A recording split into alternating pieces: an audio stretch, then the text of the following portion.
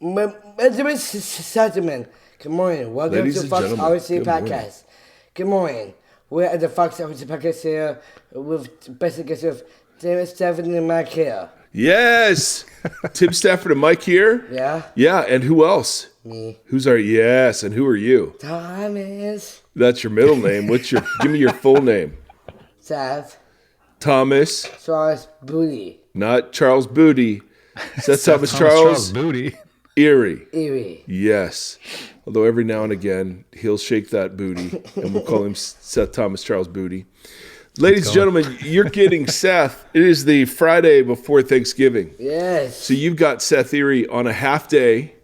He's got his Karaticus shirt on, which is his animal representing his house today. Yes. So it was a house day, a half day, Yep. and leading into Thanksgiving break day. Yeah. So lot of solid days. work today. Solid work. Solid work. Solid work. Okay, what are we going to have for Thanksgiving next week? What's your favorite? Good to boogie up. We're not going to burger up for Thanksgiving, although we'll go a different time. Yes, but what are we going to do for Thanksgiving? What are we going to eat? Home. We're going to eat at home? Yep. Well, what kind of food are we going to have? Potato. Potatoes, yeah. Potato. Seth Erie, it's a little known fact. Seth Erie is a mashed potato fanatic. What is not to love about mashed potatoes? Yeah, it's like it's a big deal. So, I mean, that's the jam, right? Turkey or ham this year? Sugar ham. Turkey ham? Ham. Ham. Ham. Ham. Perfect. Ham. Did you have a good day at school today? Yes, I am. Yes, you did. Did you cheer for Karaticus? Yeah.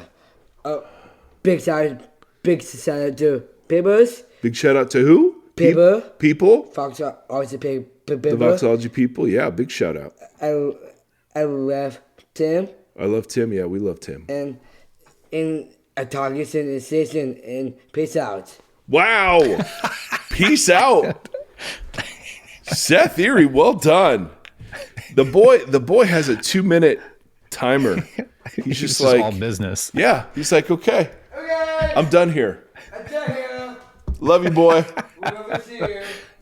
I hope the microphone picked all that up. Oh, I don't know if it did. It probably did. He's got this. I listened to him from a couple of years ago, and his voice is just so different. Like it's all like deep and Seffy, and yeah, it was sweet and cute for a while. Now it's cute in a different way, shall we say? That's right.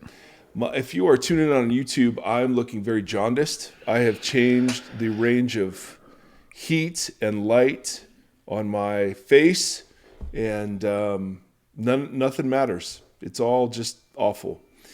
But we're glad you're here, and welcome to the podcast, guys. We have all sorts of things that we learned on the internet this past week. Tim Stafford was particularly alert to troubled times and to magical musings and to hilarious happenings, all involving Christian folks, and so alliteration. and yep, and yeah, iterative items. I can go all day. Can all you? day. Yes. Take us through the alphabet, Mike. Okay, so these were actual actions. These were beautiful blessings. They Biblical were betrayals. They were callous chidings. They were demented deeds. They were exciting events. I mean, like I said, bro, all day. You're killing it. Anyway, well, something is dying. Yeah, you're killing it, literally. Yeah, the podcast, yes. Our audience, yes. It was nice, though, because last week we had a major issue happen. And so Tim and I record on Fridays, and we release the episodes on Mondays. And so Tim, very faithfully, very deliberately, he practices all sorts of beautiful data backup management and computer security. And Tim, why don't you just fill us into what exactly happened last week that swallowed up the episode and we almost lost everything? First of all, I am normally very good at backup. I have 4 hard drives piled up right here that are all Not in full use. of backed up information. No, they're all in use. I just the last little stint, my computer wasn't that old, so I didn't think I was under like intense scrutiny to have stuff backed there. But and I didn't realize my iCloud was totally full. Oh. However, I came home and the computer, I came down to do some work, and I just had a bouncing question mark on the screen. I was like, uh-oh, that can't be good. I'm no computer expert. I'm not either. But that seems I thought bad. maybe it was just being playful and wanted me to ask it a clever question. Do you but want to that play a wasn't the case. game? Exactly, which also wouldn't have ended well. Yeah. That's War Games, ladies and gentlemen. Matthew Broderick, 1970s something or other, 80s something. But I brought it into the store, and the drives weren't speaking to each other anymore. They had a falling out. Yep. And so the computer is currently shipped somewhere out in the Bay Area trying to retrieve data. It's very exciting. So we appreciate all of the messages via text, Facebook, Twitter, Instagram, email. All the advice. Just thank you for your concern. Like, where is it? Was this the rapture? Did I miss it? I mean, it was hilarious. Yeah, So, what did I send you? One of the messages was pretty funny. yes. Yeah. I think that was the rapture one. Yeah. So thank you for caring. And it's nice to know that, because, I don't know, every now and again, Tim are like, man, do we have to do one every week? And the answer is yes. The Voxology listener demands not quality, but quantity. So right. we can sustain that. So great job. But yeah, so Tim had to buy a new laptop. We are now practicing data management and storage, and it's going to be glorious. But thank you, Tim. Thank you, Bay Area. Thank you, Cloud. Thank you for wherever this is, and we want it back. So thank you, Tech Necessities. You don't even realize how like reliant you are on your technology until it breaks, and then you're like, oh, and then you need so much of my life has been upended. Well, that's all your music, your graphic 4 arts. years of music, all the art. Now, hold on a second. I haven't paid my bills. How is it 4 years of music when you just said that just until recently you have been great about backing up? Well, those are the biggest files. Each one of those songs is multiple gigs. Yeah. And so I do have a hard drive full of those, but then I have a ton of it that was just on the computer that was work in progress. So hopefully those will come back to me. So here's what I'd like. All of you who are in tech and IT, would you email Tim and let him know, just with kind encouragement, that perhaps going naked wasn't the best way to go on this? All right. Just email me at mike@voxpodcast.com. I will forward them all to my friend Tim. So anyway, we survived the great spiritual attack of 2023.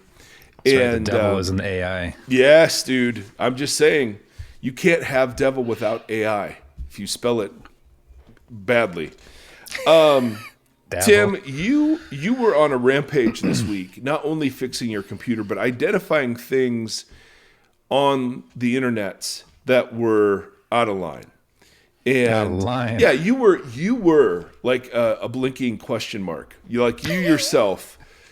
And so you sent a couple of things that you said, we need to talk about this. And doggone it, here we go. The audience, however many have made it this far, are wondering, so what is it that Tim sees that he goes, this isn't right, ladies and gentlemen. These are curious challenges. Conundrums.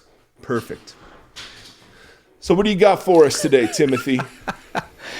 Well, so we were a few things that I sent you because we were always having kind of an ongoing conversation about between us on text messages and stuff.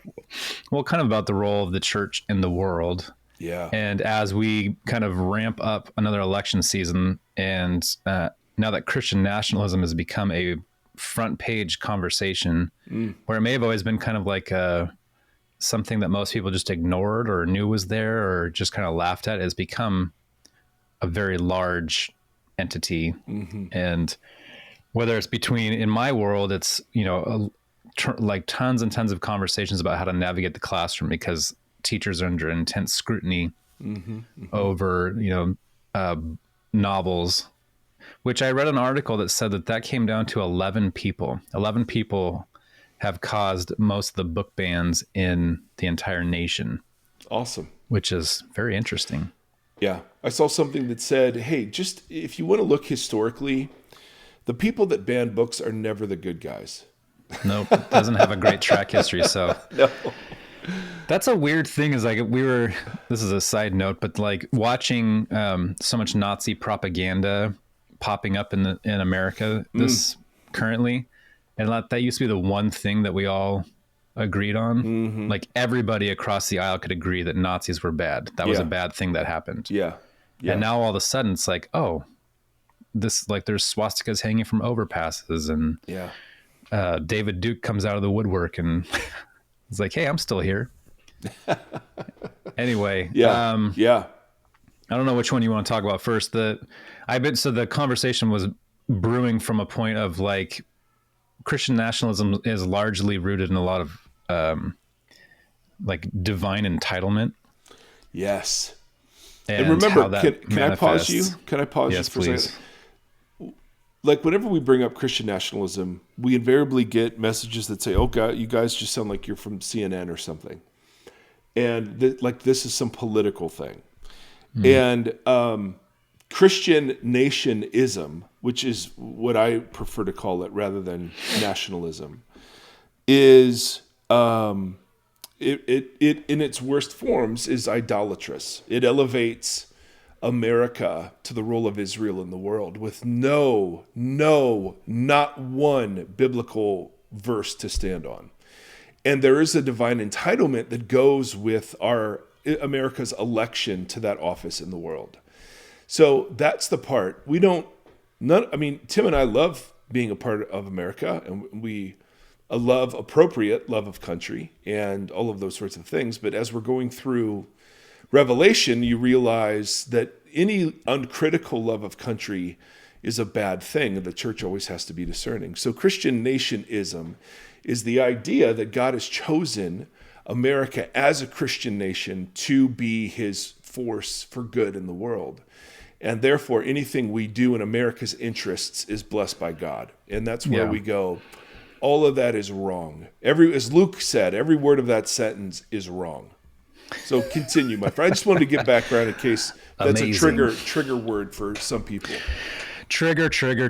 So the Christian nationism, and then everything that Mike just said, and then and then following that trickle down as it comes down to the everyday Christian and a lot of the entitlement that will come from that. I am a Christian nation warrior or whatever. I'm here to do God's work and spread the gospel, and God inspired me to do X, Y, and Z, and yada. Yeah.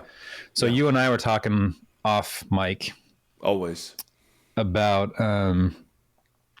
how that kind of manifests itself in, so every time we have these conversations, or if I've had these conversations with someone else, like in just at coffee or something, I always keep asking more questions like, how do you define this then? And how do you define this? And to try to get a larger understanding of what it means to be, if you're clinging to this Christian nation idea, then what is salvation to you? What is the gospel to you? What is sin to you?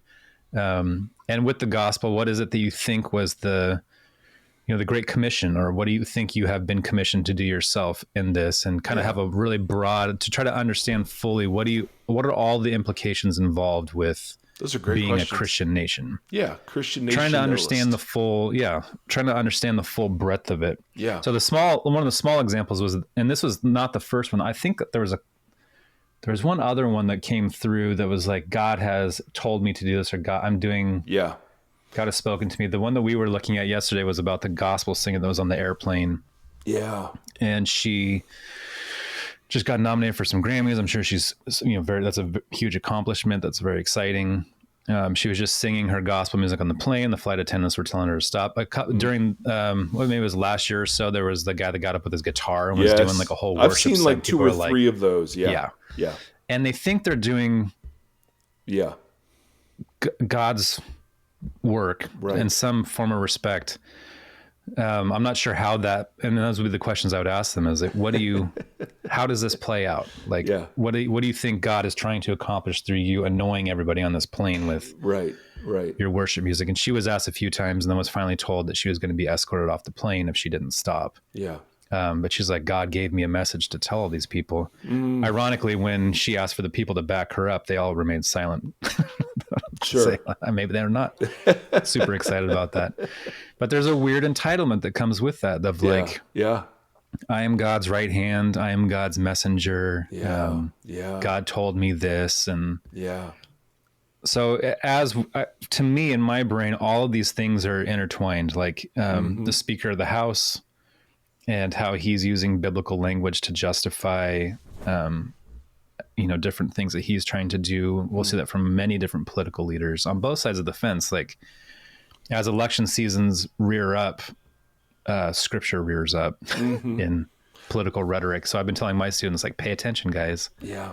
And ask hard questions and look at what they're saying and do their actions support their rhetoric and so on and so forth. And I was like, often you're going to find that they do not. And this is how you discern through these conversations. You have to pick through it, because all my students are like, they're either just turning 18 or they're 19 or 20. So it's like, this is going to be their first time that they're wading into the political waters.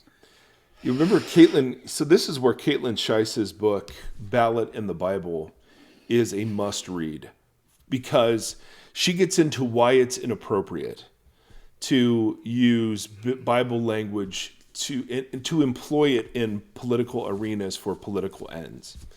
And that goes all the way back to the city on a hill that Ronald Reagan, talked about. Like, this has been in use for decades.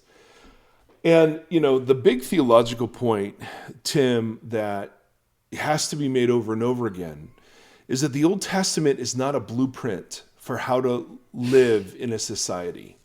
The Old Testament is a set of covenant documents and the implications of covenant documents between Israel and Yahweh that have, in terms of covenant documents, zero to do with us. Zero. Right. Even the Ten Commandments. I mean, Moses comes down with 2 tablets, and it's not because he's got four commands on one and 6 commands on another.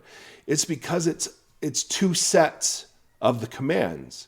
And that's what you did with covenants. You would make a copy. So you'd have 2 copies. The king would keep a copy. The vassal would keep a copy. And in this case, Yahweh kept them both in the ark. And so even the 10 Commandments and all of this about posting the 10 Commandments in the classrooms, I mean, I'm all for not murdering and not stealing and not coveting and those sorts of things. They're great commandments. They're great commandments. But they're given as a treaty between Israel and Yahweh. And there's just no basis to pull Old Testament societal structures or mandates. We can see the heart of God, right? That God recognizes this is triage, and so he's caring for the vulnerable, the widow, the orphan, the marginalized over and over and over and over and over and over again. And that he stands opposed whenever Israel becomes oppressive and becomes an instance of Babylon. So there are patterns and archetypes we can apply to our day, but this employment of biblical language to sanction American politics is absolutely out of bounds. I mean, there's just not, and what it does, just like the person on the plane, it makes Jesus ugly, and it drives people further away from him, making him say things he never said. Well, it baptizes a lot of bad behavior too, because you start to, where do you start to draw the lines on? Totally. Let's say this is a Christian nation. This is a city on a hill. This is God's chosen place. Then all the decisions that are being made and the actions of what we're doing become baptized. And it's, well, as long as that gospel woman would be totally okay if a Sharia Muslim rolled out their prayer mat and started, singing praises to Allah, and in a way that, kind of captured the whole plane's attention.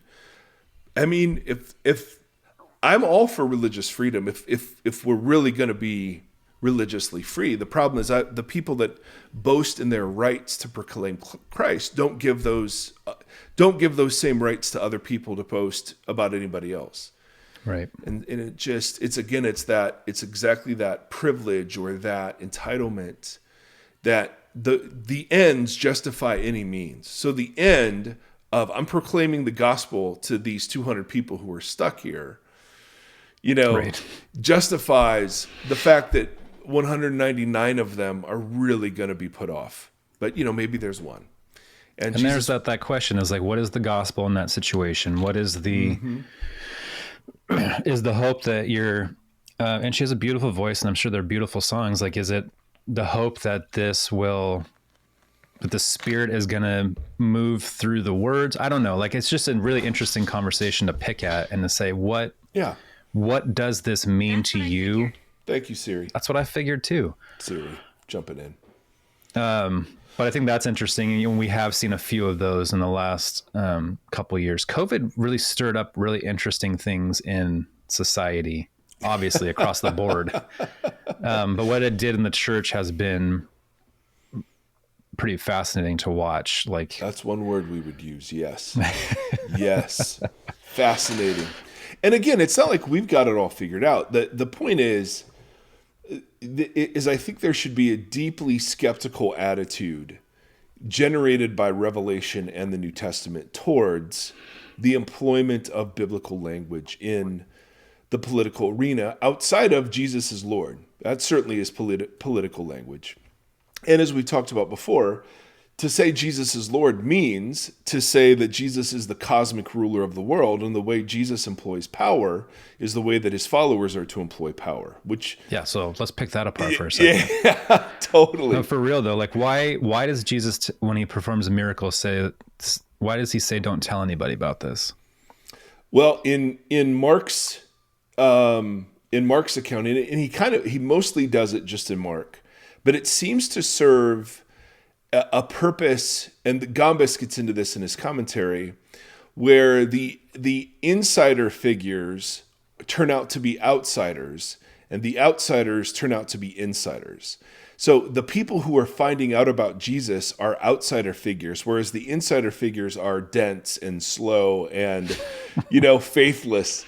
And so that messianic secret, that motif seems to be a way to kind of enhance the idea that Jesus wasn't understood except by those outside.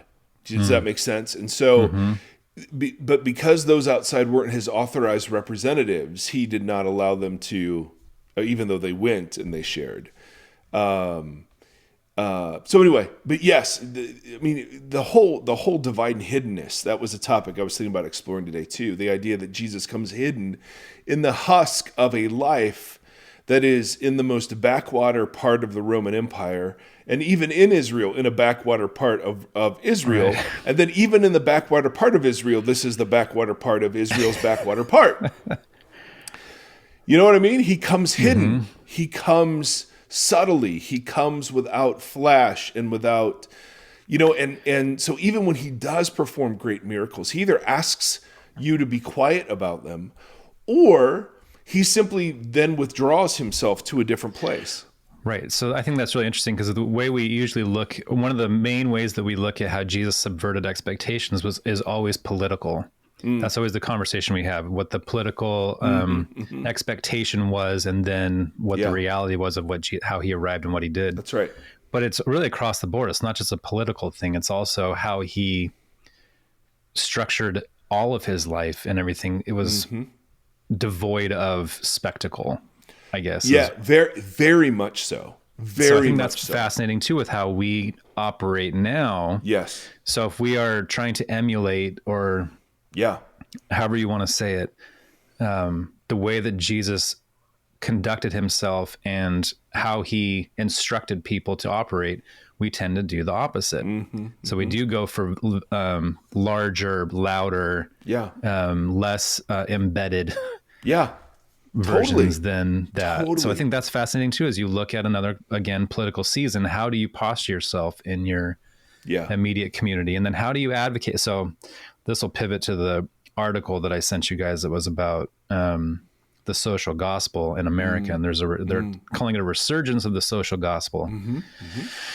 And how it's kind of a counter narrative in some respects to the Christian nationalism conversation. And the article is deeply rooted in, you know, a lot of late 19th century or early, like the social gospel was prominent up through, I think they said World War One, and people started to like become skeptical after that. But Well, yeah, the social gospel was premised on the idea that we could bring, to some degree, heaven to earth. That was within our power. It was a realized eschatology, and then the world wars, the ugliness of those Burst the kind bubble. of put a damper on, and that's where dispensationalism came in with a kind of unrealized eschatology, which is it's all future. right. So that's interesting. Yeah. But the social gospel became shorthand for any concern about social justice or structural evil or institutional evil, and it was in the words of one commentator, kind of kingdom without a cross. It was all the kingdom good without the crucifixion of Jesus and the need for forgiveness of sin. And then the conservatives countered with cross without a kingdom. It was all about Jesus' death, but nothing about his life or his healing ministries. And so, the marriage of those is what we try to walk in, which is called inaugurated eschatology, which is he's come and he's coming. And it is cross and kingdom. They're the same reality expressed, in a couple of different ways. Does that make sense? Yeah, and so we've unpacked some of the reverberations of that, whether it's the conversation about the dragon and the beasts and holding the tension between the now and not yet. That's right. And some of that kind of stuff. So I think that also obviously influences this conversation a lot, because we're sitting in the tension of that now and not yet. And so how do we, as, I don't know what word you want to use, ambassadors for the kingdom or whatever, how should we be conducting ourselves as citizens of two nations? I don't know how you want to frame that, but no, that's great, because that's exactly kind of from Augustine on. There was the idea of the two cities, the city of God, the city of man, and you were standing in both. This was even Aquinas or Luther. I think it was Luther that really worked this into a sort of almost a political philosophy. And I would, we've talked a lot about politics, and obviously coming up on this next season, we'll probably have to re-engage, some of it. But yeah, we're not, I mean, there's so much to say. I don't know how much to get into it, Tim, because let's do it. Well, I think a lot of people are wrestling with this. Yes. How do I exist? Especially people who probably listen to this podcast or podcasts that are in the similar lane of traffic as ours. Like, how do I do this? How do I be? I had one way of being a Christian in this world growing up. I deconstructed that, or whatever you want to call that term. And now I want to know, how do I show up? Oh, so good. Right. Man. So I think that's a huge, that's a great at least question. I hear that question a lot. What does it even mean anymore? Why do we do any of this? Yeah. Yeah. Hello, God. It's me, Margaret. Yes. Yes. And this being, why do we do any of this? This is what? I think that's a great question. Like the Christian stuff of life. Yeah. Just like, what is it?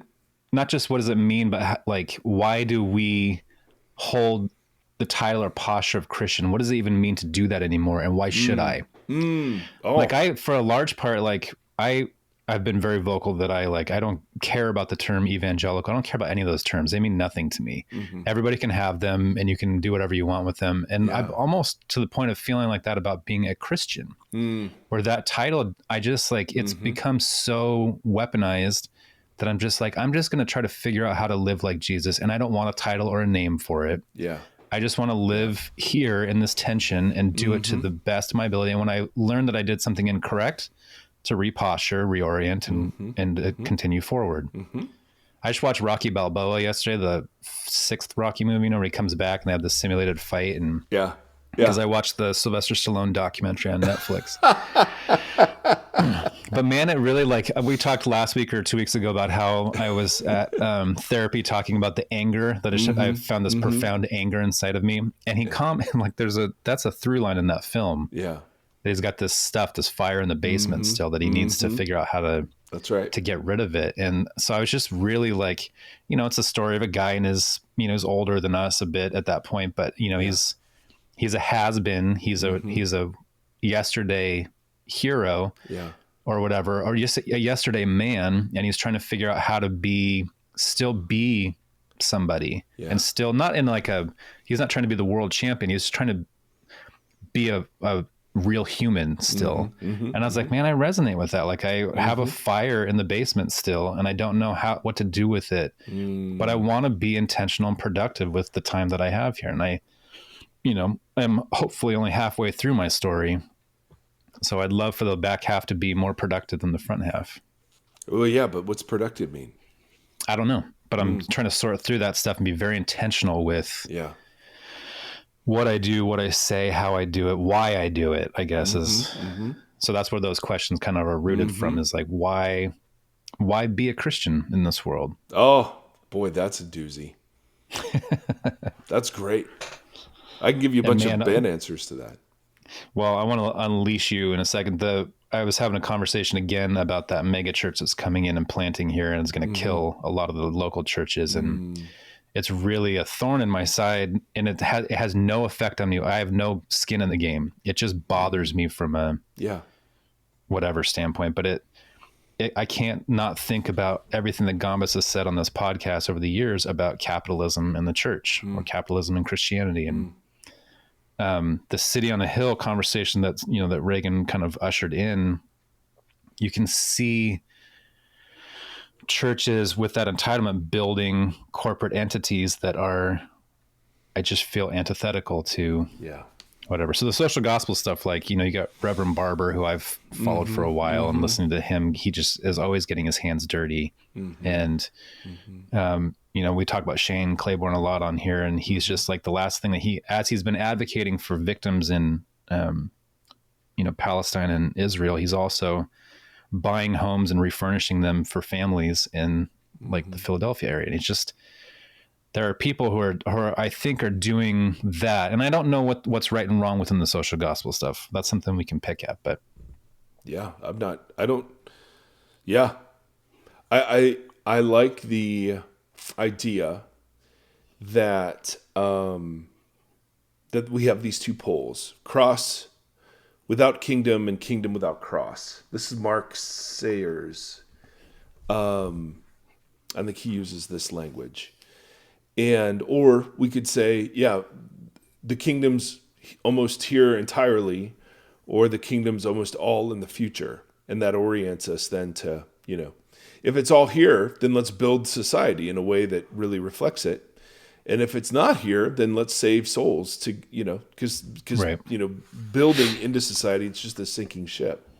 So all of these sorts of things are really tied into each other. Like, they're profoundly rooted in what's the gospel, what's the earth, what's the point of being human. So, dude, totally, you're fishing in all of the right big questions. And so I see in my heritage, I come from the cross without kingdom point of view, which is, yes, Jesus died for us. We accept him into our hearts and go to heaven when we die. But there was really no need for his life or his teaching, because the gospel only concerns what happens when I die. Right. And so to discover that Jesus didn't even preach that gospel once, it was always the kingdom of God is at hand, was totally revolutionary for me. That there are reasons why we care about race and about the marginalized communities and about structural evil that have nothing to do with us just trying to usher in some utopia. Right. But the church is to prefigure the social dynamics of new creation. And so in new creation, it's every tongue and tribe sharing meals together. And so we We worry about that advocate now. for that, yeah. Yeah, exactly. We advocate for that now. We witness to that. Because what we're doing is we aren't saying, in the healthiest way, we're not saying, hey, we're here to change the world. We're witnessing to a world that's already changed, and that changed has yet to be fully manifest. And that's the big difference. If it's up to me to change the world, then the ends really do justify the means. If all I'm doing is configuring myself and my community to picture the change that's already been brought about in the world, then I'm not under threat. I don't have to defend. I don't have to inaugurate or carry forward the change. I just simply adjust my way of living to witness to it, to point it out, to appreciate it, to mirror it, to reflect it.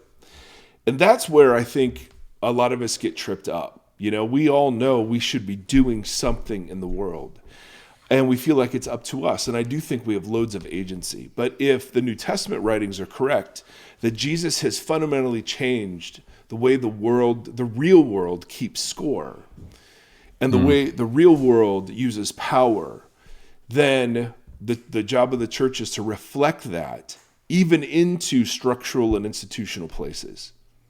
You know what I mean? So the church is very much a political reality. It's very much a this world reality that has political implications. Jesus is Lord is a political statement. The issue becomes when partisanship gets brought into that and the political entity gets hijacked for partisan purposes. And so in the same way, we look at America and we say, hey, where are we partnering with Babylon? Well, I look at both Republican expressions and Democratic expressions and say those are Babylonian too. And they're just, and if we want to go a cut deeper, the kingdom of God actually calls into question the assumptions that enable Republicans and Democrats to even debate it. Because we talked about this in the Sermon on the Mount series, that liberalism, not liberalism as a political view, but liberalism as, hey, we don't believe in kings anymore. We believe every human person is, has autonomy and has a right to govern themselves. And so that liberalism, that classic liberalism from the Enlightenment that said the point of government is no longer to maintain a dynasty of monarchs, but rather to ensure the rights of individuals. That and their protection of the individual. So ensure that the individuals have their rights and they are protected in them. Dude, that whole thing, which is the basis of Republican versus Democratic, we all agree that there is a government part and an individual part. We just disagree where to draw the lines, right? The conservative, they want to draw lines of great freedom around corporations and around guns, but they don't want to do that around bodily autonomy and sexuality, right? And the Democrats vice versa. But both of them assume a way of looking at the world that is itself called into question by the kingdom of God. Namely, that the most important thing about being human is ensuring that my rights are protected and exercised. Yeah. And that I am fundamentally an individual and not a part of a community, right? So it's fascinating. It is totally fascinating. But what it does for me, because I get tempted to be pulled in the partisan stuff all the time. I mean, there are things. Well, it's the binary that we have. Yes. So it's hard. I think that's why this conversation is so important. You have to posture yourself as a person in the kingdom who exists in a country that runs on a binary political system. Yeah, a partisan system. Yeah. I use partisan because political doesn't mean partisan. Political just means a group of human beings trying to organize. Yeah. I know you know that. But we have to see the church, and Paul sees the church as a political entity. It is a social reality in the world that has allegiance. The problem is that allegiance is trinational, it's transnational, so it's not ever located in one. So that's why we can't be Christian nationalists, because the kingdom transcends all nation-state boundaries. Right. The kingdom transcends all ethnicities. and races. And so any movement towards seeing some race as superior to another is already out of bounds. Yeah, and Acts starts that way, right? It's like you're gonna do this here to like Judea, politically contentious areas, and then accepts one further, and then he ends with like and to the ends of the earth. It's That's like right. just to make sure that no one. That's just right. to make sure that you don't draw lines anywhere. I want to be perfectly clear. You're going to go to the people who oppose you. You're going to go out here, and then you're going to go all the way to the corners. And what's fascinating is they don't do that right away. It's not until persecution breaks out in chapter 8 that they actually leave. And so much of the early church is wrestling with the end to the ends of the earth part of that equation, right? It says, here are all these Gentiles, and these people aren't Jewish. They don't keep Torah. So from the very outset, it was to be this transnational community, and that became the hardest part to embody. Is the table fellowship between Jews and Gentiles was the major issue, and that's an ethical issue, or ethnic issue. Excuse me, it's an ethnic issue. So we have the reason Christian nationalism or nationism is wrong is because it doesn't witness to the kingdom, which respects no nation states. And it's just purely ironic. Like, right. Exactly. It's exactly what we and I have always done. I take the words of Jesus and I use them in the exact opposite way they were intended. Right. Right. I seem glorious at this. And, I think that's been the great sin of the church is you have all of this. And it just didn't start with us. I mean, this has always been true. Right. Hey, first commandment, I'm Yahweh who brought you out of Egypt. Second command, don't make an image. Hey, let's make a golden calf. Okay. I mean, perfect. So I think, Tim, all of these things are symptoms that are all fishing in the same pond around how it is that we understand the role of the church in the world. Is the role of the church to bring about a Christian society or a Christian state? And we're going to say, without a moment's hesitation, no. That would be a failure of the church. Yeah. But a lot of people would say yes, and that is kind of that's the rub up. There it is. There it is. So good stuff, Timothy, as always. Just real quick on the social thing, I think it's interesting. Like at the beginning of the article, because the article is spurning from a guy that was helping unionize people who work for car manufacturers who are just making like record-breaking amounts of profit, but are nickel and diming the people that are doing the work. So he's like, hey, and the social gospel aspect of it is rooted in something that we talk about quite a bit, not in these words necessarily, but it's really rooted in the power over. And so that's one of the reasons why some forms of it, like Shane wouldn't be. What's that? Shane wouldn't be power over.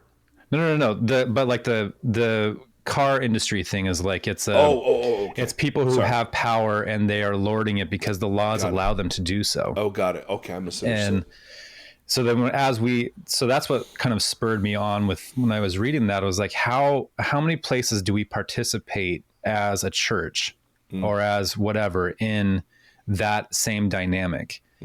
The power over dynamic. And then that's what made me start thinking about like the mega churches coming into this town that it started making me think about capitalism in the church. If when church became a commodity, it changed the entire dynamic of what happens within it. Oh yeah. And we've talked about that over and over again, whether it's like how flashy you can get it because you are counting numbers every Sunday morning and numbers went down, numbers went up, giving went down, giving went up. Yeah.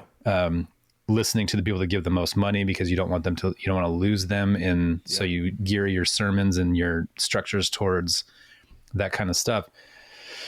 The capitalism within the church has become a core tenet, I think, of what it means to be like an American Christian. I can't speak for Europe or anywhere else, but here that seems to be a core component of that. And so as you look at what's the God's name? I'm blanking on it. Mammon, or is that what it was? Mammon. Shamon. Michael Jackson, thank you. Anyway, I don't know. So I keep looking at it that how many structures do we have? And I see that in so much of what Jesus is doing, and not those words, but when he's advocating for the poor, or he's talking to the widow, or it's always these people who have structures that are over them, and I don't know. No. He's constantly subverting those things. And so it's like, as we emulate that, and as we go into a season where we do have to participate in some version of what is happening in our country, how do we advocate for, and how do we live in the kingdom that's here and now? How do we do that on a daily basis? How do we ask hard questions? How do we pull those threads to figure out what leads to what and what's important? Yeah. They even said, like, they brought up the "What would Jesus do" in the article, and how that was rooted to something in the 18th century. I don't know where that part is. I'll put the article in the show notes. But yeah, what is the role of the church in the world? I think is one of the most important questions that we. And is it just the role of Savior? Or are we just proclaimers of a gospel? Are we do-gooders? Snake oil salesmen. People. Yep. Yeah. Totally. Which is funny within the confines of the dragon conversation and everything else, to be a baptized snake oil salesperson. Oh my goodness. All right. We got stuff to talk about today, y'all. That was all intro. So way to go, Tim. This is what happens when Tim we're not leaving yet, Seffi. We're not done yet, buddy. He was like, bye, everybody. Not done yet, son. This is what happens when Timothy Stafford gets on the internet. This is just what I talk about all day long, every day. I just save all you guys totally, from that. Totally. Spare you guys from it. Yeah. If you can see our group text. I want to talk about, Seth Erre's back. Oh, yeah. Oh, yes. Yes. So I want to talk... and I just needed a break from Revelation, personally. We've done like just a boatload of episodes in that, and so I needed something else to look at and think about. A boatload. A boatload. What are you holding there, Seth Erre? A notebook? Yeah. Yes, that has the Vox logo on it. Perfect. Are you here to be distracting now? Because that's what I'm sensing. I'm sensing there was they're still going moment. And here we are. Okay, this is actually where I'm going to get into content, Silly Bear. All right? Sethy? Yeah? Okay, I need you focused. Focus. Okay, focus. So I needed to think about something other than dragons and beasts. And I don't know, there's been a theme that I have grown in over the course of the last several years in therapy, spiritual direction, life experience. And we had this interesting conversation. We do Q&A at the end of our little talks at the church I'm a part of. And the Q&A is fascinating. It just always teaches me. I learn a lot. I correct things. I change, points for the next service or whatever. And we got into this, theme of like being disappointed with God. And I said this sort of hyperbolic statement. I'm like, I just think I think Jesus is the God who disappoints everybody. I don't know that there were many people, unless you were kind of someone who just was healed and then went away. I don't think there were many people who came away experiencing Jesus going, yep, that's exactly what I expected. Right. That was way better than I expected. I think the theme, like this undercurrent of the Gospels, is that people are so irritated with him and frustrated with him and like, why aren't you? And this doesn't make sense. And I'm just encountering loads of us kind of having similar feelings these days, And totally. Yeah. And so I just thought, I wanted to cobble together just some stories so that we don't feel like we're alone in feeling that way. And there's this just big theme throughout the Bible of, this is like, it's possible to follow God and not have it turn out okay.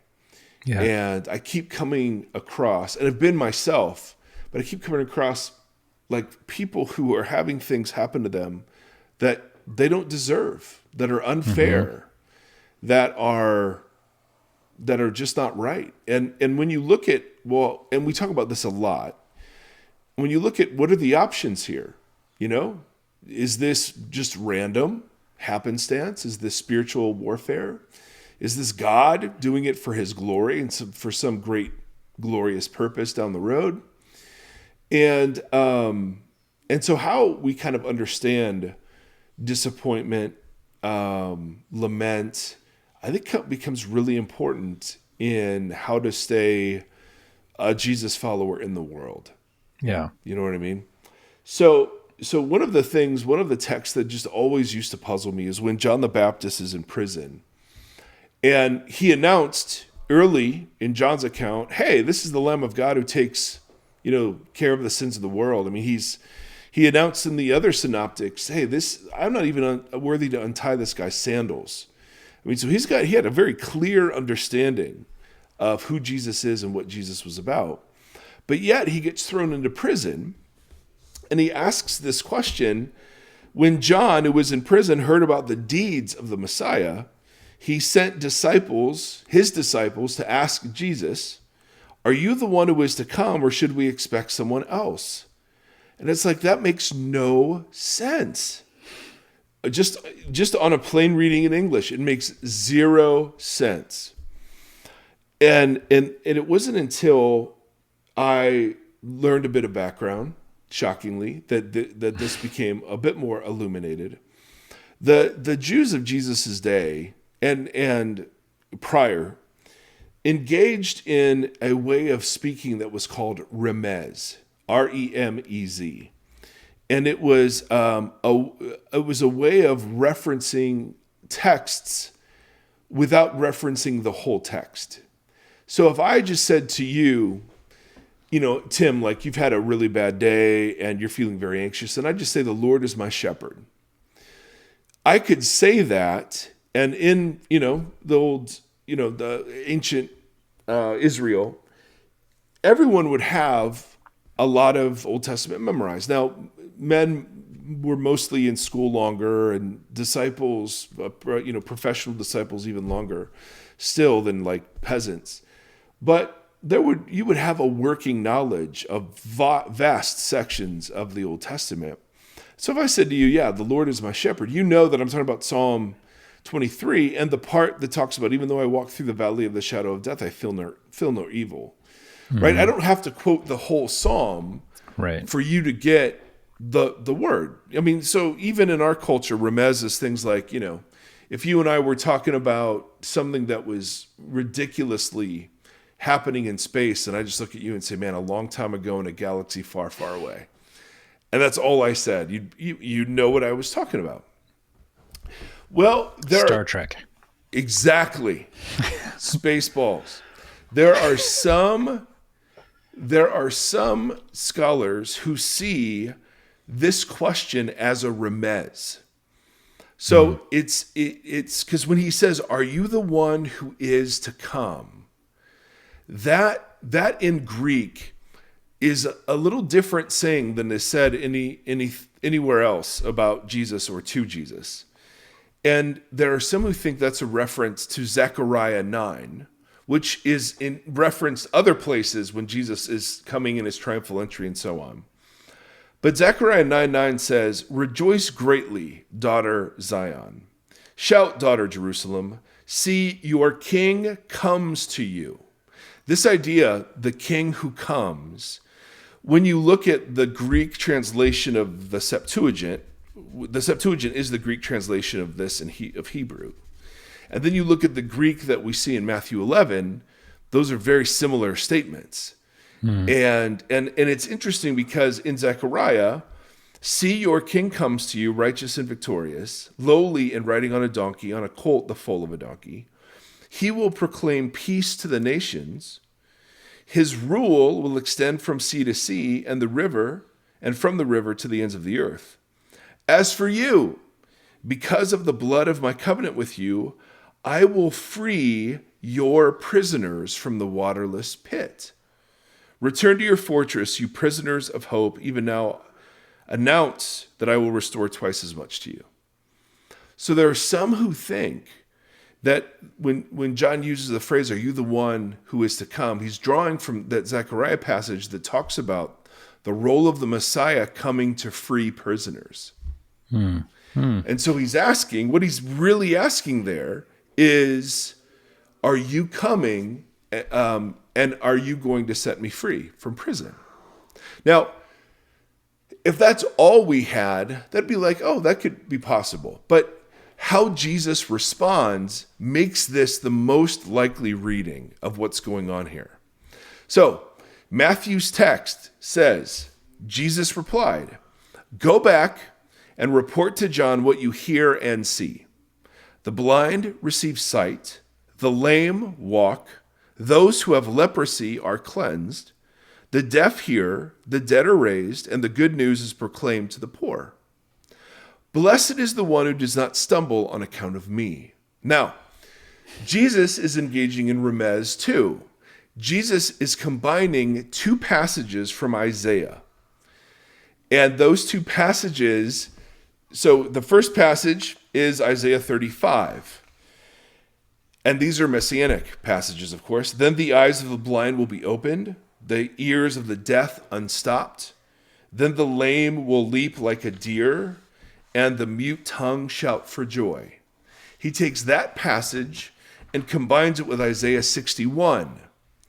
"The Spirit of the sovereign Lord is on me, because God has anointed me to proclaim good news to the poor. He sent me to bind up the brokenhearted, to proclaim freedom for the captives and release from darkness for the prisoners." Okay, so Jesus' response is a mashup of Isaiah 35 and Isaiah 61. That's universally agreed upon. The problem is he cuts off the part of Isaiah 61 that talks about releasing prisoners. So here's Jesus' reply again. Okay. It's a long form no. Correct. This is remez. Yeah. Jesus replied, "Go back and report to John what you hear and see. The blind receive sight," Isaiah 35. "The lame walk," Isaiah 35. "Those who have leprosy are cleansed. The deaf hear. The dead are raised." Good news. That's Isaiah 61. "Good news is proclaimed to the poor." And then he stops it. Now, when you read back into Isaiah 61, it says, "Good news proclaimed to the poor. He sent me to bind up the brokenhearted, to proclaim freedom for the captives and release darkness for the prisoners." So he stops it before he gets to release from the prisoners, and then instead inserts this phrase, "Blessed is anyone who does not stumble on account of me." So, right? So I just read all that in English and I'm like, okay, that's interesting. Why would John doubt him? And all of a sudden you go back into the texts that are being referenced here and you're like, John's saying, am I going to be released from prison? And Jesus is saying I am the promised Messiah, and no. Yeah. And is it like, do you think is it supposed to be cryptic? It's not cryptic. But I mean, it's only cryptic to us. So everybody, but instead of just being like, "Hey, you're going to let me out," and him being like, "Nah, it's not going to happen," like bringing it with so much like scriptural historicity to. But this is how they talked. Like for us, I mean, this makes zero sense. I would have just asked, "Hey, Jesus, if you're the Messiah, come get me out of prison." Right. But Jesus does this all over the place. Like there are remezes everywhere. And so again, if all you had was just the first chunk of that, where it's like, oh, is John really quoting from Zechariah 9? Well, it seems like he is because of how Jesus responds. He combines two passages. Otherwise, it's the confusing thing that you're saying where we're like, wasn't this the dude that was just baptizing people and like had the inside track on everything? And now all of a sudden he's like, whoa. Yeah. Are you that dude? Yep. But instead, and the fact that Jesus cuts off freedom for the prisoners and adds instead, "Blessed are those who don't fall away on account of me." Yeah. Oh, so he's saying, yes, I am the Messiah. And no, you will not get out of prison. Bro. So what do we do when we follow Jesus and our life doesn't end in a pretty red bow? Right? I mean, that's pretty brutal. And the Bible, it turns out, are full of these stories. Yeah. So here's Moses. Moses, interesting resume. 40 years, Egyptian court.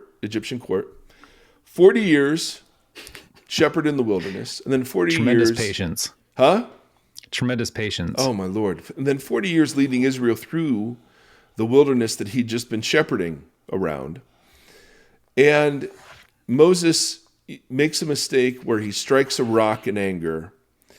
And then we're told at the end of Deuteronomy, Moses, go up to the Abarim range, to Mount Nebo in Moab, across from Jericho, and view Canaan, the land that I am giving the Israelites as their own possession. So go up to this mountain and look at the promised land. There on the mountain that you have climbed, you will die and be gathered to your people. This is because both you and Aaron broke faith with me in the presence of the Israelites. Therefore, you will see the land only from a distance. You will not enter the land I'm giving to the people. Hey, good news, John the Baptist. I'm the Messiah. Bad news. Bad news for you. You're not getting out of prison. Hey, Moses, good news. You're going to deliver my people to the promised land.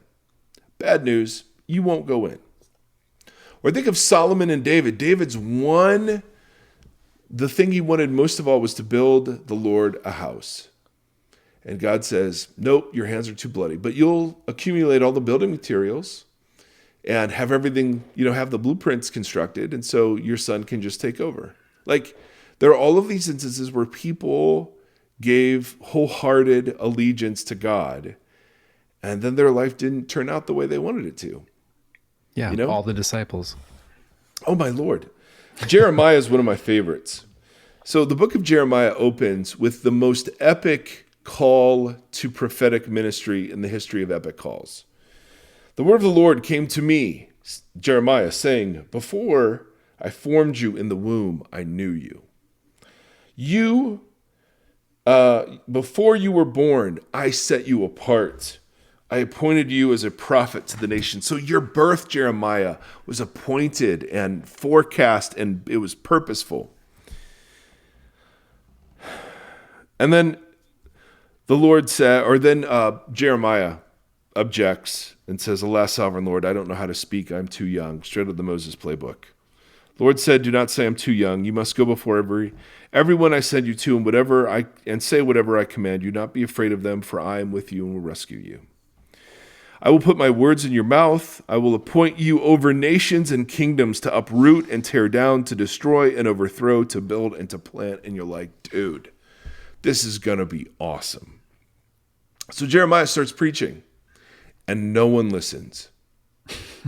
No one listens. So that by chapter 20, Jeremiah says to God, you deceived me, and I was deceived. You, God, overpowered me and prevailed. I am ridiculed as a prophet all day long. Everyone mocks me. Get out of there, Stafford. Whenever I speak, I cry out proclaiming violence and destruction. So the word of the Lord has brought me insult and reproach all day long. In other words, the prophetic ministry has not gone as intended. But if I say to myself, I will not mention his word or speak any more in his name, his word becomes like in my heart like a fire shut up in my bones. I'm weary of holding it, and indeed I cannot. And then later in that same chapter, he says, cursed be the day I was born. So it starts out by saying, dude, even in your birth, you were known and formed for this. And then he curses that day. May the day, he says, my mother bore me not be blessed. Cursed be the man who brought my father the news, who made him glad, saying, a child is born to you, a son. May that man be like the towns the Lord overthrew without pity. May he hear wailing in the morning and a battle cry at noon, for he did not kill me in the womb. With my mother as my grave. Why did I ever come out of the womb to see such trouble and sorrow and end my days in shame? Oh my goodness. Is it possible to do everything that God says and be disappointed? I'd say yes. One more example. Sweet Mary. Teenage Mary. Teenage means 13 at the latest, probably 11, 10 or 11, 12. It's wild. And not well known. She comes from no priestly family. She's in the middle of nowhere. I mean, it's just perfect. It's perfect. And then the scandal around her pregnancy as she's already engaged. Seth Theory's chewing on my ear, which is not helpful. Dork. As soon as we're done, I'm so going to tickle your belly. You're yes, that's right. You deserve all of this because you know I cannot do anything right now. I'm totally at your mercy. Just so you know it's coming. Tenfold. Say tenfold. Tenfold. That's right. It's coming tenfold, Seth Erie. All right. So the scandal, the birth, we're all familiar with that in the Christmas season. But then the boy, Jesus, gets presented at the temple. And there we meet Anna, who is a righteous woman who'd been praying to see the consolation of Israel. And then we meet Simeon. Simeon, too, had been waiting. He told he would not die until he saw the Lord's Messiah. So they both see Jesus and they have these cool announcements about, Jesus' name, Messiah, purpose, whatever. Then Simeon, after he blessed Jesus, looked and said to Mary, this sign, Jesus, this child is a sign. This child is destined to cause the falling and the rising of many in Israel. And to be a sign that will be spoken against. In other words, those who speak against him will fall, and those who speak for him will rise. This child is destined to cause the falling and rising of many in Israel, and to be a sign that will be spoken against, so that the thoughts of many hearts will be revealed. And then he has this last line, and a sword will pierce your own soul too. I get goosebumps even just reading that. And it's like, and of course, Mary doesn't die with a sword going through her. So he's speaking kind of prophetically, metaphorically, poetically. But when you look at the rest of Mary's life, that's exactly what happened. I mean, her guts were turned inside out. Sure, at the beginning, she treasures things in her heart, but when Jesus is 12, they come back to the temple, they forget Jesus at the temple, and then Jesus looks at them and says, don't you know I have to be about my Father's business, not you, Joseph? Brutal.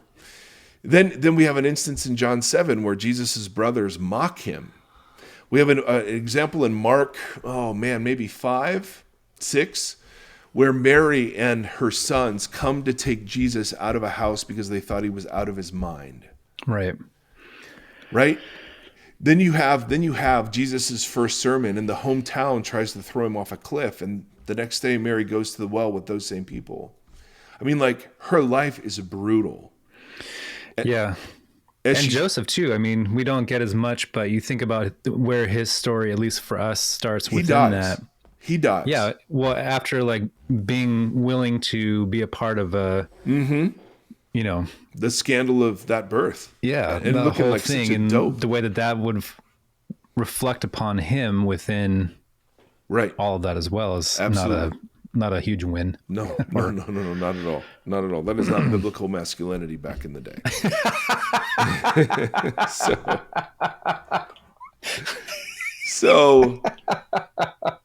And then of course Mary's there when Jesus dies, right? Because Jesus says to John, this is your son, this is your mother. Yeah. And then Mary is there on the day the church that bears the name of Jesus is born, right? I mean, she's there praying with the disciples in Acts. Yeah. And so the story is like, hey, good news, John. You're the forerunner of the Messiah, dude. You're the Ezekiel that we've all been waiting for. Bad news, you're going to die in prison. Right. Hey, good news. David, man after God's own heart. Bad news. You won't build the temple that you want to build for God. Moses, good news. You're going to deliver people to the promised land. Bad news, you won't go in. Mary, your son will be the Messiah, and a sword will pierce your own soul too. So is this consolation, or is this Hold like, on. what do you take away from this? Sorry. Hold on. We'll get there. I have a Seth in my ear, a Tim in my other ear, which, by the way, is a wonderful sandwich to have. So it's impossible for Americans to honestly read the Bible and think that the role of Jesus following is to get more blessing. Right? We're the most blessed people in the history of the earth, and all of our best-selling books are about how to receive more blessing. Mm-hmm. And it's like you realize what Jesus did is that he disappointed a whole heck of a lot of people. Right? And this wasn't new. This was something his father had been doing, for generations before. And that it's possible to live a good life and not have it work out. It's possible to do everything right, quote unquote, and have something bad happen. And so the big thing to draw from this is any formula, any preacher, any gospel that says that the work of God removes us and exempts us from the suffering of this world is automatically false. Because the Bible gives no testimony to that. In fact, if we're going to follow Christ, it says we will suffer, of course. But I think there are other things to draw from this too. Because what does it mean to surrender to God?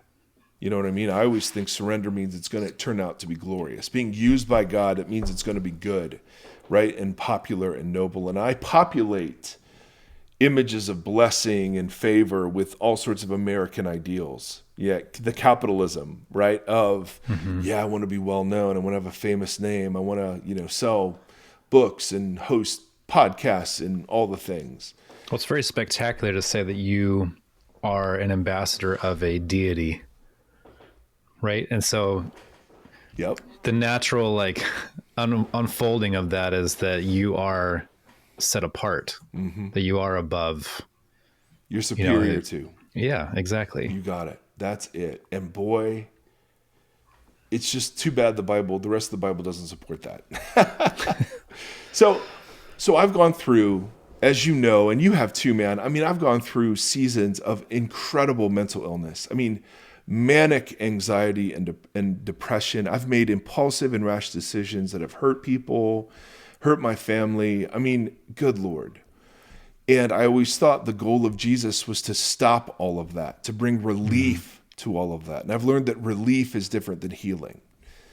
I've learned that part of what Jesus does in the midst of our limping and lamenting is that he carves out in us room for joy and faith and hope and love. I look at Seth, right? This was not the family we ever dreamt of, ever. Nate was on the autistic spectrum for a couple of years, and that crushed us. And then as soon as he was diagnosed off the spectrum, then we find out about our sweet little dude. That was not the family we wanted. You know what I mean? And just to live with a diagnosis for 3 months before we lived with the reality of him, that was so hard. Yeah. Disappointments in marriage and failures in ministry. And you just sit there and you're like, golly, if the goal of this thing is for it to somehow all work out well, we are going to be horribly disappointed. You know what I mean? I think there are great gifts that God gives. I just have learned to count them differently than American consumeristic society counts them. Well, it's like a couple of weeks ago we were talking about what does it mean that God is good if good is different to someone in Ethiopia, somebody in Russia, somebody. So we have a very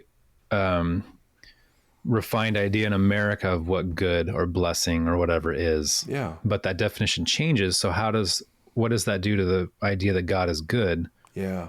And so that's just like one example. Like is our disappointment, so much of our disappointment has to be rooted in just false expectations, right? But a lot of those examples are not always that. Like, right. Mary got a really, how do you want to quantify? Like, I don't want to say an unfair, an unfair asking of her. Yeah. And then once she accepts that asking, she's told that she's going to suffer.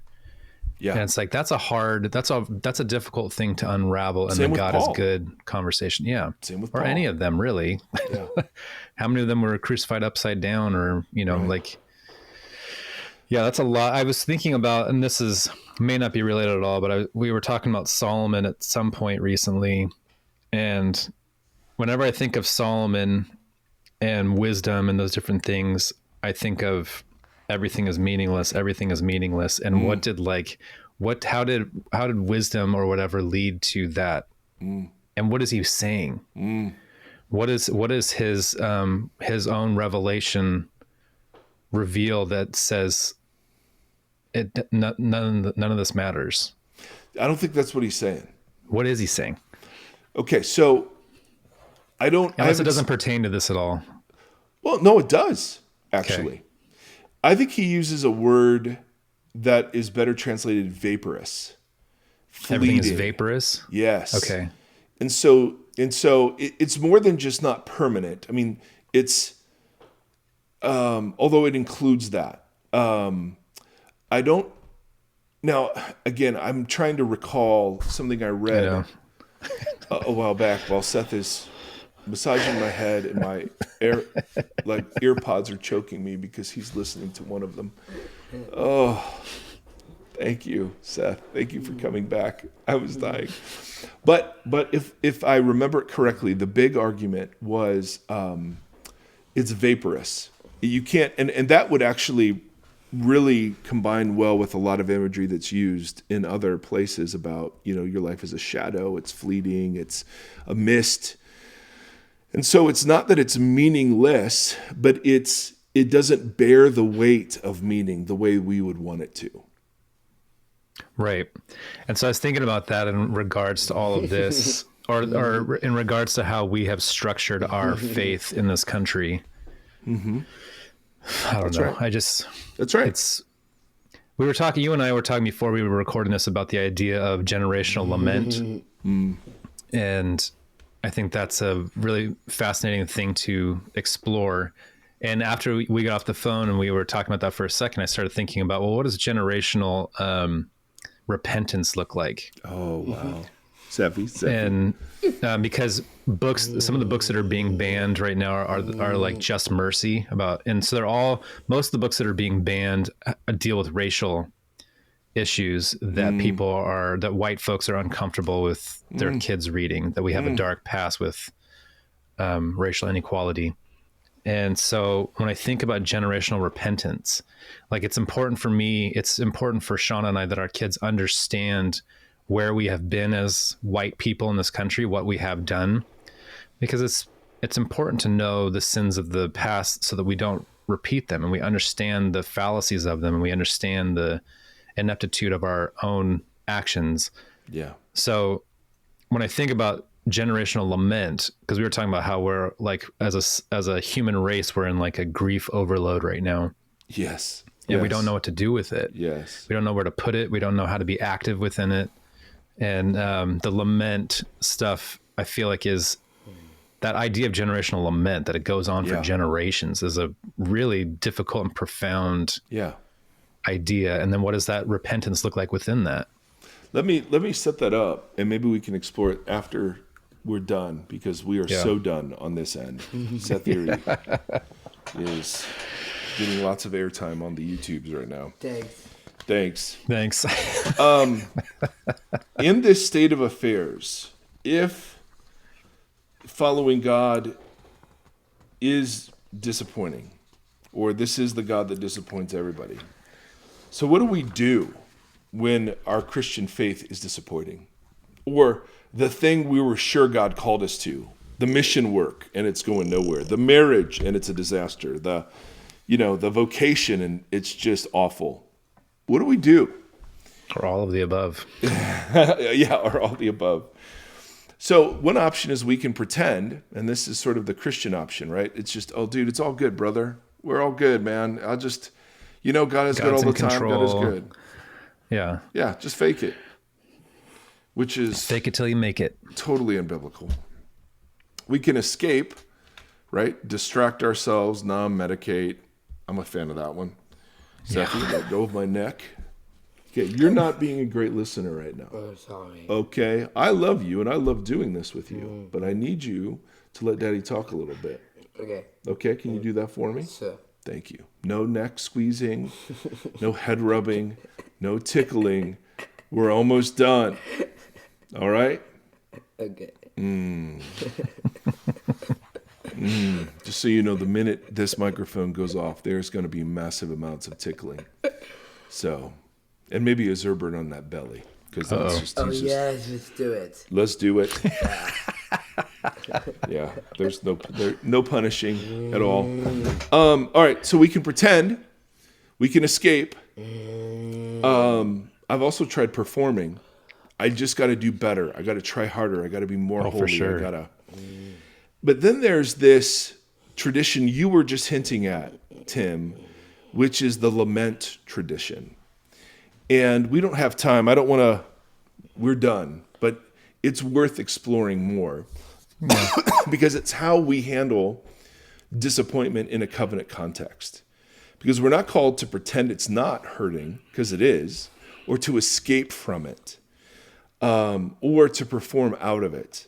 But rather, the lament tradition says, and this is where the Bible is so beautiful, it has room for all of this protest. It's protest within a covenantal context. And it's called worship. Where the goodness of God is assumed, and that's why we protest.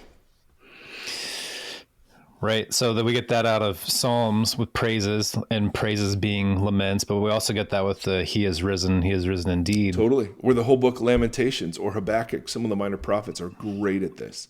Yeah. Lament tells the truth. And it's kind of what in the 12-step program is this ruthless confession, this ruthless inventory. It's assuming God's goodness and God's faithfulness and then saying this is out of joint here. Mm-hmm. And that's why I can look at somebody who is suffering and say, God didn't do this to you. This is unfair. This is unjust. You did nothing to deserve this. Right? Lament just names that as suckage. That's just, there's no cleaning it up. There's no pretty red bow. There's no grand purpose. God may use it for beautiful things, to quote a song title, but he doesn't need the evil to bring about the good. You know, he's so good at bringing about good from evil that sometimes we think he needed the evil to do the good, but that's not the testimony of the text. He doesn't need evil to do good in the world.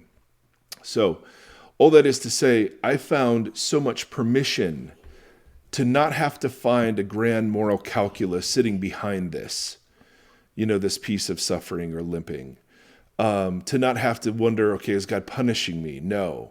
Or I'm so special the enemy is opposing my every faith move. I'm sure the enemy does stuff that's really crappy, but I also think we live in a really fallen world. I don't think Seth, was born with Down syndrome because God has a storage bin full of babies that he's looking for special families to give to. I think birth defects happen. Which you were told. Yes, absolutely. And then wrestling through disappointment becomes a major part of discipleship. In every area, in every single area. And that is what I think Solomon is getting at. Money, vaporous, right? Family relationships, vaporous. None of it stands. None of it is grounded or rooted. And I just think there's something to that. You know what I mean? Yeah. And when we surrender the outcomes of it always being great, happy, fulfilling, then we actually find great, happy, and fulfilling. But we never do if we're aiming at it. You know what I mean? Mm-hmm. And so that's changing those expectations that absolutely, it's giving up expectations and entitlements. Right. Yeah. I know all of that sounds super easy, and that's why I'm in therapy, because it's not. None of it is. Yeah, that doesn't sound easy.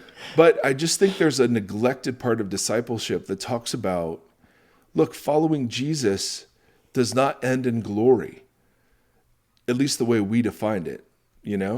Someday. Man, I can't wait. I want resurrection to be true. I want us to die and then wake up in new creation. That's what I want. Yeah. I want that with everything in my life to be true. But I also can't imagine Seth Erre without Down syndrome. Mm-hmm. So is there Down syndrome in new creation? I have no idea. Yeah. Because I don't look at it as a bad thing anymore. Yeah, I think, and that idea reverberates out through quite a few things. I think what we define as good, what we define as whole, what we define as success, et cetera, et cetera, et cetera. Yeah. Yep. I ask my kids when they have to write a definition essay, and I tell them they have to write about something that's abstract versus concrete, like an abstract idea that has different ways to approach it, like love or fame. But one of them is success, and it's like, who's the most successful athlete of all time? Probably Tom Brady, like more rings than anyone will ever be able to get, like just a dominant force. Look at his life. Is he really the definition of success? To a lot of people, yes, but when you look at it on paper, what's the most important thing there? He's lost, marriages twice or more, and just loneliness that comes with all that kind of stuff. So is he the definition of success? Yeah. Argue for it. Yeah. Yep. Well, dear listener, on that happy note, we're out. A lot to sit with. Yeah. Yeah. We just wanted to get away from Babylon to just go into deep depression. Want to get away from Babylon to talk about Babylon. Yes. We need to get away from Babylon to talk about Battlestar, Bears, and Beats, or whatever that is. All right, Seth Erre, you tell him goodbye. Goodbye, it's Maggie Sats. Stack and chat your chairs, which is what he tells our church every second service, every week. Guys, we love you. Hope you have a great day. Seth has given you the thumbs up if you're not on the YouTubes. So Hit subscribe. hit subscribe. Yeah, thank you. Thank you, Seth. Hit the subscribe button with Tim. Yeah, hit that subscribe button with Tim. I'm gonna Absolutely, subscribe man. right now. Tell him to give us some reviews too. Yes. Yeah.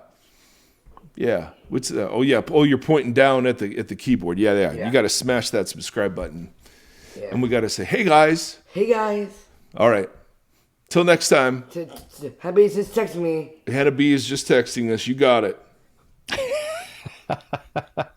There you go, ladies and gentlemen. Okay. Bye. Bye. Bye. Bye. Bye. Bye. Bye. Bye. Bye. Bye. Bye. Bye. Bye. Bye. Bye. Bye. Bye.